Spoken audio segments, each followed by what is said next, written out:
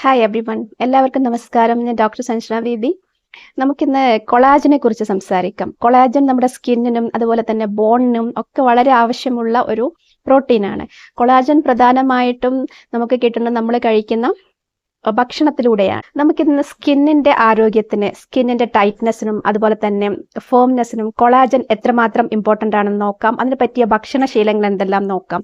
ഭക്ഷണശീലങ്ങൾ മാത്രമല്ല, കൊളാജനെ പറ്റി നമ്മൾ വളരെയധികം ഇമ്പോർട്ടൻ്റ് ആയ പല കാര്യങ്ങളും ഇതിൽ പറയുന്നുണ്ട്. കൊളാജൻ ബൂസ്റ്റ് ചെയ്യുവാനും കൊളാജന്റെ ഡീഗ്രഡേഷൻ തടയുവാനും എന്തൊക്കെ ചെയ്യണം എന്നുള്ളത്. കൊളാജൻ ഇല്ലെങ്കിൽ നമ്മുടെ സ്കിന്നിനും അതുപോലെ തന്നെ നമ്മുടെ ജോയിൻസിനും ബോൺസിനും ഒക്കെ ഹെൽത്ത് നഷ്ടപ്പെടും. അപ്പോൾ സ്കിന്നിന്റെ ടൈറ്റ്നെസ്, ഫേംനെസ്, ഇലാസ്റ്റിസിറ്റി ഇവയൊക്കെ കൊളാജൻ കാരണമാണ് നിലനിൽക്കുന്നത്. നമ്മുടെ സൗന്ദര്യം നിലനിർത്തുന്നതിൽ വളരെയധികം പ്രാധാന്യം കൊളാജനുണ്ട്. സൗന്ദര്യം മാത്രമല്ല, ആരോഗ്യം നിലനിർത്തുന്നതിലും കൊളാജന് വളരെയധികം പങ്കുണ്ട്. പ്രത്യേകിച്ചും ബോൺ ഹെൽത്ത് കുറഞ്ഞു കഴിഞ്ഞാൽ ജോയിന്റ് ഡീജനറേഷനൊക്കെ തുടങ്ങും. അപ്പോൾ നമ്മളുടെ ബോൺസിന്റെ ഹെൽത്ത് അതുപോലെ മസിൽസിന്റെ ഹെൽത്ത് ഒക്കെ ഇമ്പോർട്ടൻ്റ് ആണ് കൊളാജൻ എന്ന പ്രോട്ടീൻ. അപ്പോൾ കൊളാജൻ എങ്ങനെ നമ്മുടെ ശരീരത്തിൽ ഇംപ്രൂവ് ചെയ്യാം എന്നാണ് ഇന്നത്തെ വീഡിയോ പറയുന്നത്. അതും നാച്ചുറൽ ആയിട്ട് എങ്ങനെ നമുക്ക് കൊളാജൻ ബൂസ്റ്റ് ചെയ്യാം എന്ന് നോക്കാം.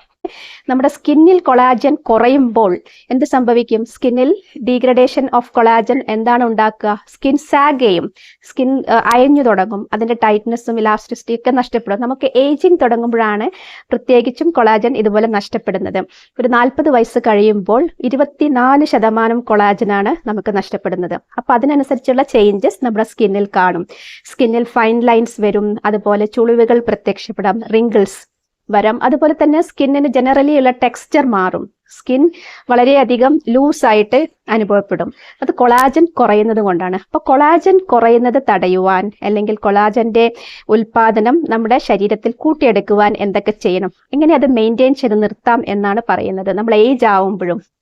അപ്പോൾ അതിനു മുമ്പ് കൊളാജനെ കുറിച്ച് നമുക്ക് കുറച്ച് ഡീറ്റെയിൽ ആയിട്ട് പറയേണ്ടതുണ്ട്. കൊളാജൻ നമ്മുടെ ശരീരത്തിൽ കുറയുവാനുള്ള കാര്യങ്ങൾ ആദ്യം നോക്കാം. ഒന്ന് ഏജ് തന്നെയാണ്, രണ്ടാമത്തേത് നമ്മുടെ ലൈഫ് സ്റ്റൈലാണ്. കൃത്യമായ ഉറക്കമില്ലെങ്കിൽ, അതുപോലെ തന്നെ നമുക്ക് ഓവർ സ്ട്രെസ് വന്നാൽ ഇതൊക്കെ കൊളാജനെ ബാധിക്കും. നമ്മുടെ ജനറലി ഉള്ള മെറ്റബോളിസം ശരിക്കും നടക്കുന്നില്ലെങ്കിൽ അത് കൊളാജന്റെ പ്രൊഡക്ഷനെ ബാധിക്കും. കൊളാജൻ ഡീഗ്രഡേഷൻ സംഭവിക്കും. പിന്നെ സൂര്യപ്രകാശം ഏൽക്കുമ്പോൾ നമ്മൾ അമിതമായിട്ട് മുഖം വെയിൽ കൊള്ളിക്കുകയാണെങ്കിൽ തീർച്ചയായിട്ടും പെട്ടെന്ന് തന്നെ അവിടെ ഒരു ചേഞ്ച് ഉണ്ടാവും. ഒരു ഫ്രീ റാഡിക്കൽ അറ്റാക്ക് തന്നെയാണ് സംഭവിക്കുന്നത്. പ്രിമച്വർ ഏജിങ് വരാൻ സൺ എക്സ്പോഷർ കാരണമാകും. അമിതമായിട്ട് മുഖം വെയിൽ കൊള്ളുമ്പോൾ അങ്ങനെ ഒരു വലിയ അപകടമുണ്ട്, പെട്ടെന്ന് ഏജിങ് സംഭവിക്കും. അപ്പം മുഖം വെയിൽ കൊള്ളിക്കാതിരിക്കുക. വൈറ്റമിൻ ഡി കിട്ടണം എന്നുണ്ടെങ്കിൽ നമ്മൾക്ക് കയ്യോ കാലോ ഒക്കെ വെയിൽ കൊള്ളിച്ചാലും കിട്ടും. ഫേസ് വളരെ സെൻസിറ്റീവ് സ്കിന്നാണ്. അപ്പൊ അതുകൊണ്ട് ഫേഷ്യൽ സ്കിന്ന് നമ്മൾ ഡയറക്റ്റ് എക്സ്പോഷർ ടു സൺലൈറ്റ് ഒഴിവാക്കുക. നമ്മുടെ ബോഡിയുടെ മൊത്തം മെറ്റബോളിസം, ബ്രെയിനിന്റെ ഫങ്ഷൻസ് തൊട്ടിട്ട് നിയന്ത്രിക്കുന്നത് നമ്മുടെ ഉറക്കം തന്നെയാണ്. റിപ്പയറിങ് നടക്കുന്നത് ഉറക്കത്തിലാണ്. നമ്മൾ ഉറങ്ങുന്ന സമയത്താണ് നമ്മുടെ ബോഡി റിപ്പയറിങ് നടത്തുന്നത്. അപ്പോൾ ഈ ഒരു കാര്യം നിങ്ങൾ തീർച്ചയായിട്ടും മനസ്സിലാക്കുക. ഒന്ന് സൺലൈറ്റ്, 2 ഉറക്കം, അതുപോലെ സ്ട്രെസ് കുറയ്ക്കുക. ഡീസ്ട്രെസ്സിങ്ങിന് വേണ്ടിയിട്ടുള്ള pranayama, yoga exercises, mind body exercise ഒക്കെ ചെയ്യാം. അപ്പോൾ അതാണ് അതിനുള്ളൊരു സൊല്യൂഷൻ. പിന്നെ ഒരു സോഫ്റ്റ് മസാജ് സ്കിന്നിന് കൊടുക്കുകയാണെങ്കിൽ നന്നായിരിക്കും. ഇത്രയും കാര്യങ്ങൾ നമ്മൾ ലൈഫ് സ്റ്റൈൽ മോഡിഫിക്കേഷൻ വഴി കറക്റ്റ് ചെയ്യുകയാണെങ്കിൽ തീർച്ചയായിട്ടും കൊളാജൻ്റെ പ്രൊഡക്ഷൻ കൃത്യമായിട്ട് മെയിൻറ്റെയിൻ ചെയ്യാൻ നമുക്ക് സാധിക്കും. പിന്നെ നമ്മൾ പ്രധാനമായിട്ടും ഇതിൽ ശ്രദ്ധിക്കേണ്ടത് ന്യൂട്രീഷനാണ്, നമ്മുടെ ഭക്ഷണം തന്നെയാണ്. നമ്മുടെ ഭക്ഷണത്തിൽ കൊളാജൻ പ്രൊഡക്ഷന് വളരെ റോളുണ്ട്. ഭക്ഷണം നമ്മൾ എന്ത് കഴിക്കുന്നു എന്നുള്ളത് വളരെ ഇമ്പോർട്ടൻ്റ്. പ്രത്യേകിച്ച് നമ്മൾ ഏജ് കൂടുന്നതിനനുസരിച്ച് നമ്മൾക്ക് കൊളാജൻ കുറഞ്ഞു വരും, കൊളാജൻ ഡീഗ്രഡേഷൻ സംഭവിക്കും. അപ്പോൾ എന്ത് ചെയ്യണം? അതിനുള്ള ന്യൂട്രീഷനാണ് എന്ന് വളരെ വ്യക്തമായിട്ട് പറയുന്നത് നിങ്ങൾ കേട്ടുകൊള്ളുക. ഒന്ന്, പ്രോട്ടീൻ അടങ്ങിയ ഭക്ഷണം നന്നായിട്ട് കഴിക്കുക. പ്രത്യേകിച്ച് ഏജ് ആകുമ്പോൾ കുറച്ചും കൂടെ കഴിക്കണം. പ്രോട്ടീൻ എന്ന് പറഞ്ഞാൽ നമ്മൾക്ക് മുട്ട, എഗ്ഗ്, ഫിഷ്, ലെഗ്യൂംസ്, പയറുവർഗ്ഗങ്ങളിലെല്ലാം ഉണ്ട് പ്രോട്ടീൻ. അപ്പോൾ അത് വളരെയധികം ശ്രദ്ധിക്കുക.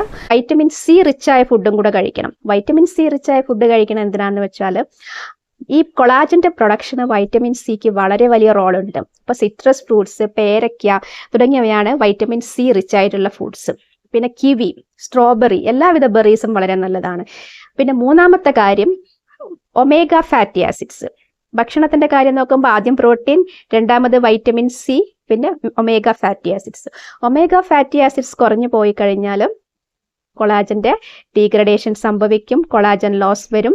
അപ്പം നമ്മൾ ഒമേഗ ഫാറ്റി ആസിഡ്സ് കിട്ടാനുള്ള ഭക്ഷണം കഴിക്കണം. നട്ട്സ് ആൻഡ് സീഡ്സ്, പ്രത്യേകിച്ച് പംകിൻ സീഡ്സിൽ ധാരാളം ഒമേഗ ഫാറ്റി ആസിഡ്സ് ഉണ്ട്, അവ കൊളാജൻ ബൂസ്റ്റ് ചെയ്യും. പിന്നെ നമ്മൾ കാഷ്യൂ നട്ട്സും വളരെ നല്ലതാണ്. കോപ്പറും സിങ്കും കൊളാജന്റെ പ്രൊഡക്ഷന് വളരെയധികം ഇമ്പോർട്ടൻ്റ് ആണ്. കോപ്പർ ആൻഡ് സിങ്ക് എന്ന് പറയുമ്പോൾ അത് ഗ്രീൻ ലീഫി വെജിറ്റബിൾസിലുണ്ട്, സീ ഫുഡ്സിലുണ്ട്. ഇത്തരം ഭക്ഷണങ്ങൾ നിർബന്ധമായിട്ടും നമ്മുടെ ഭക്ഷണത്തിൽ 30 കഴിയുമ്പോൾ തന്നെ തുടങ്ങണം ഇത്തരത്തിലുള്ള ഭക്ഷണ രീതികൾ. എങ്കിൽ മാത്രമേ നമുക്ക് ആ ഒരു ഡീഗ്രഡേഷൻ തടയുവാനും സ്കിന്നിന്റെ ടൈറ്റ്നസ്, ഫോംനെസ്, ഇലാസ്റ്റിസിറ്റി ഒക്കെ മെയിൻറ്റെയിൻ ചെയ്യാനും പറ്റുള്ളൂ. പിന്നെ ഇതിൽ ശ്രദ്ധിക്കേണ്ട വേറൊരു കാര്യം കൂടെ ഉണ്ട്. നമ്മൾ നന്നായിട്ട് വെള്ളം കുടിക്കണം. സ്കിന്നിൻ്റെ ഹൈഡ്രേഷൻ വളരെ വളരെ ഇമ്പോർട്ടൻ്റ് ആണ്.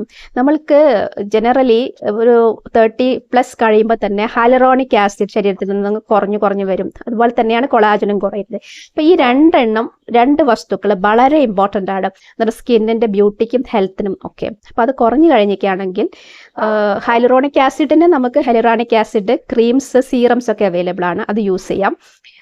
ഈ കൊളാജൻ എന്ന പ്രോട്ടീൻ നമ്മുടെ ശരീരത്തിൽ മെയിൻറ്റെയിൻ ചെയ്ത് നിർത്തുവാൻ നമ്മൾ നല്ല ഭക്ഷണം തന്നെ കഴിക്കണം. ന്യൂട്രീഷൻ വളരെ വളരെ ഇമ്പോർട്ടൻ്റ് ആണ് ഈ കാര്യത്തിൽ. പിന്നെ നമ്മളിതിൽ മനസ്സിലാക്കേണ്ട കാര്യം എക്സ്റ്റേണൽ അപ്ലിക്കേഷൻസ് ആണ്. നമ്മളെ ഈ കൊളാജൻ ബൂസ്റ്റ് ചെയ്യാൻ നമുക്ക് നാച്ചുറലി 2 ഇമ്പോർട്ടൻ്റ് ആയിട്ടുള്ള വസ്തുക്കളുണ്ട്. അതിലധികം ഉണ്ട്. ഞാനിവിടെ പറയുന്നത് 2 കാര്യങ്ങളാണ്. ഒന്ന് അലോവേര ജെൽ. അലോവേര ജെൽ നമ്മളുടെ ഫൈൻ ലൈൻസും റിങ്കിൾസ് ഒക്കെ കുറയ്ക്കുന്ന മാത്രമല്ല, നന്നായിട്ട് സ്കിന്നിനെ മോയ്സ്ചറൈസ് ചെയ്യും, ഹൈഡ്രേറ്റ് ചെയ്യും. ഇതുപോലെ കൊളാജൻ ബൂസ്റ്റ് ചെയ്യും. വളരെയധികം സയന്റിഫിക്കലി പ്രൂവൺ ആയിട്ടുള്ള കാര്യമാണ് അലോവേര ജെൽ. അതിൻ്റെ സ്കിൻ ഇഫക്ട്സ് വളരെ നല്ലൊരു ഇതാണ്. നമ്മളെ നാച്ചുറലി നമുക്ക് അവൈലബിൾ ആയിട്ടുള്ള ഒരു റെമഡിയാണ് aloe vera gel. Aloe vera gel just നിങ്ങൾക്ക് നാച്ചുറൽ ആയിട്ടുള്ള അലോവേരയെന്നും എടുക്കാം. അതുപോലെ തന്നെ നമ്മൾക്ക് മാർക്കറ്റിൽ അവൈലബിൾ ആയിട്ടുള്ള അലോവേര യൂസ് രാവിലെയും വൈകുന്നേരം അപ്ലൈ ചെയ്യുക സ്കിന്നിൽ. എന്നിട്ടത് കുറച്ച് കഴിയുമ്പം വാഷ് ചെയ്ത് കളയാം. പിന്നെ നിങ്ങൾക്ക് അടുത്തതായിട്ട് ചെയ്യാൻ പറ്റുന്നത് കാസ്റ്റർ ഓയിൽ അഥവാ ആവണക്കെണ്ണയാണ്. അതിൽ ആവണക്കെണ്ണയ്ക്ക് സ്കിന്നിൽ ഫൈൻ ലൈൻസ് കുറയ്ക്കാനും റിങ്കിൾസ് കുറയ്ക്കാനൊക്കെ നല്ല കഴിവുണ്ട്, പ്രത്യേകിച്ചും നമ്മളുടെ അണ്ടർ ഐസ്, പെരി ഓർബിറ്റൽ ഏരിയയിൽ. അപ്പം അത് വളരെ നല്ലൊരു ഓയിലാണ് കാസ്റ്റർ ഓയിൽ. ഈ ഒരു ടൈറ്റ്നെസ്സും ഫേംനെസ്സും നിലനിർത്തുവാൻ സഹായിക്കും. അത് സ്കിന്നിൻ്റെ ആ ഗ്ലോ തിരിച്ചു കിട്ടും നമ്മളത് യൂസ് ചെയ്യാൻ തുടങ്ങിക്കുകയാണെങ്കിൽ. ഞാനത് പേഴ്സണലി റെക്കമെൻഡ് ചെയ്യുന്ന ഒരു കാര്യമാണ്. ഞാൻ യൂസ് ചെയ്യാറുണ്ട്. ഒരുപാട് നാളൊന്നും ആയിട്ടില്ല, ഒരു 1 month ആയിട്ടുള്ളൂ. അപ്പം എന്നിട്ട് തന്നെ നമുക്ക് വളരെയധികം ഗുണം അതിനെ കൊണ്ട് തോന്നിയിട്ട്. നമ്മൾ 40+ കഴിഞ്ഞ് കഴിഞ്ഞാൽ നമുക്ക് എപ്പോഴും ഇങ്ങനെ ഹോം റെമഡീസ്, ഡെയിലി കെയർ ആവശ്യം വരും. നമ്മൾക്ക് അതിന് മുമ്പുള്ള കാലം പോലെയല്ല, നമ്മുടെ സ്കിന്നിൽ ഒരുപാട് ചേഞ്ചസ് വരുന്നൊരു പ്രായമാണ്. അപ്പോൾ നിങ്ങൾക്ക് ഇത് കാസ്റ്റർ ഓയിൽ അഥവാ ആവണക്കെണ്ണ ജസ്റ്റ് അപ്ലൈ ചെയ്താൽ മതി, മസാജ് ചെയ്യേണ്ട. അപ്ലൈ ചെയ്തിടുകയാണെങ്കിൽ നിങ്ങൾക്ക് ഈ ഫൈൻ ലൈൻസ് കുറയുന്നതും അതുപോലെ തന്നെ റിങ്കിൾസ് കുറയുന്നതും പിന്നെ സ്കിന്നിന് ജനറലി ഒരു ടൈറ്റ്നെസ് ഫീൽ ചെയ്യും. കാരണം ഇതിൽ റിസിനോളിക് ആസിഡ് എന്ന് പറഞ്ഞിട്ടുള്ള ഒരു കോമ്പൗണ്ട് ഉണ്ട്. അത് വളരെ ഇഫക്റ്റീവായ ഒരു ആൻറ്റി ഓക്സിഡൻ്റ് ആണ്. അത് നമ്മുടെ സ്കിന്നിനെ കൊളാജൻ ബൂസ്റ്റ് ചെയ്യാനും സഹായിക്കുന്നുണ്ട്. അപ്പോൾ ഈ ഒരു റെമഡി വളരെ ഇമ്പോർട്ടൻ്റ് ആണ്. അത് നിങ്ങൾ അപ്ലൈ ചെയ്യുക. 2025 2024 ഒരു റിസർച്ച് സ്റ്റഡി ഇത് സാക്ഷ്യപ്പെടുത്തുന്നുണ്ട്. ഓക്കെ. പിന്നെ നിങ്ങൾക്ക് ചെയ്യാവുന്ന ഹൈലറോണിക് ആസിഡ് ക്രീം അപ്ലൈ ചെയ്യുന്ന അല്ലെങ്കിൽ സീറം അപ്ലൈ ചെയ്യുന്നതാണ്. അത് വേറൊരു സമയത്ത് ചെയ്യാം. കാരണം ഈ നാച്ചുറൽ റെമഡീസും സീറം ആപ്ലിക്കേഷനും തമ്മിൽ വ്യത്യാസമുണ്ട്. നാച്ചുറൽ റെമഡീസ് നമ്മൾ മോർണിംഗ് ചെയ്യുന്നതാണ് ഏറ്റവും നല്ലത്. പിന്നെ സ്കിന്നിൽ ഞാൻ വേറൊരു വീഡിയോയിൽ പറഞ്ഞിട്ടുണ്ട് ആൽമണ്ട് ഓയിലിൻ്റെ യൂസും അല്ലെങ്കിൽ വൈറ്റമിൻ ഇ ഓയിൽ യൂസും. അത് നിങ്ങൾക്ക് കാസ്റ്റർ ഓയിൽ ഉപയോഗിച്ച് കുറച്ച് കഴിഞ്ഞിട്ട് ആൽമണ്ട് ഓയിൽ ഉപയോഗിക്കുക. കാസ്റ്റർ ഓയിൽ കുറച്ച് വിസ്കോസിറ്റി കൂടിയ ഒരു ഓയിലൊക്കെ കുറച്ച് കട്ടിയുണ്ടാവും, തിക്നെസ്.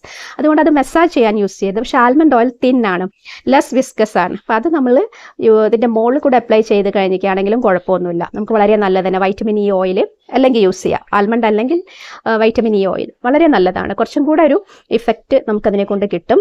പിന്നെ ഹൈലറോണിക് ആസിഡ് സീറോ ഒക്കെ നമ്മൾ വേറൊരു സമയത്ത് യൂസ് ചെയ്യാം.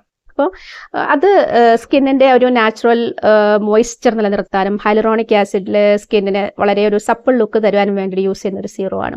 അപ്പോൾ വളരെ നല്ലതാണ്. കാരണം അത് മിക്ക ക്രീംസിലും മോയ്സ്ചറൈസേഴ്സിലും അവൈലബിൾ ആണ് ഹൈലറോണിക് ആസിഡ്. അങ്ങനെ ക്രീംസ് യൂസ് ചെയ്യുകയാണെങ്കിൽ അങ്ങനെ ചെയ്യാം. അല്ലെങ്കിൽ സ്പെഷ്യലായിട്ട് ഹൈലറോണിക് ആസിഡ് സീറം തന്നെ വാങ്ങി യൂസ് ചെയ്യാം. അപ്പോൾ എക്സ്റ്റേണൽ ആപ്ലിക്കേഷനും അതുപോലെ തന്നെ ന്യൂട്രീഷനും വളരെയധികം ഇമ്പോർട്ടൻസ് ഉണ്ട് 40+ ആയിട്ടുള്ളവരുടെ സ്കിന്നിൻ്റെ കെയറിൽ. നമ്മൾ 30s തന്നെ തുടങ്ങുന്നത് വളരെ നന്നായിരിക്കും കേട്ടോ.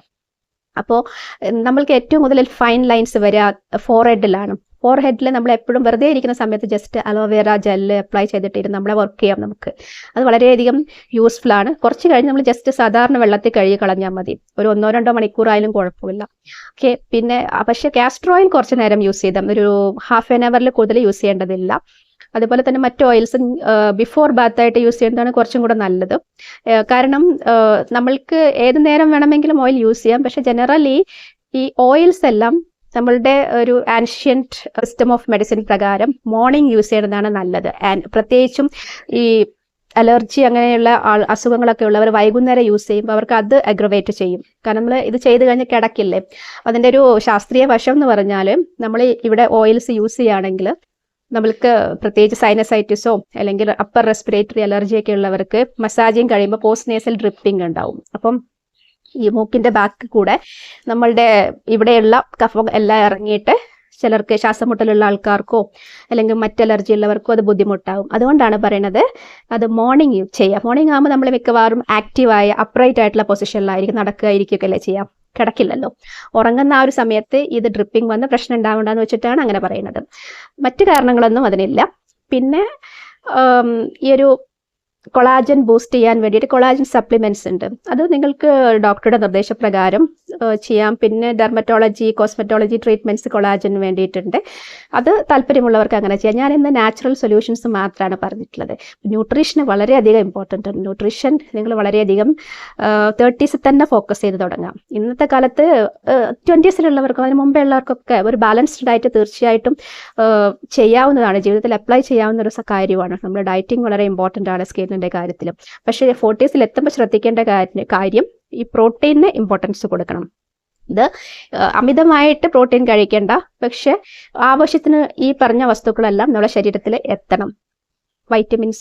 വൈറ്റമിൻ സി, അതുപോലെ പ്രോട്ടീൻ, പിന്നെ ഒമേഗ ഫാറ്റി ആസിഡ്സ്, ഇത്രയും മസ്റ്റാണ് കൊളാജൻ്റെ പ്രൊഡക്ഷന്.